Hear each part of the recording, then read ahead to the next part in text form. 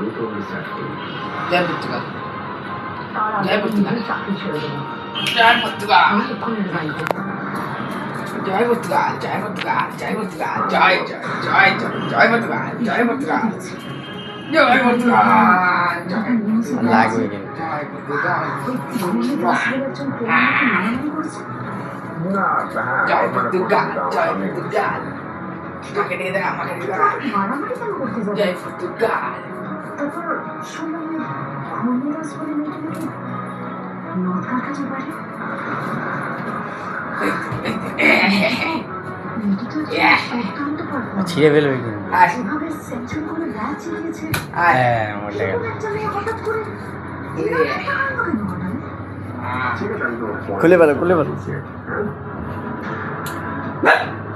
Hello, এই তো বলছি পর্তুগালের বড় সাপোর্টার। আমাদের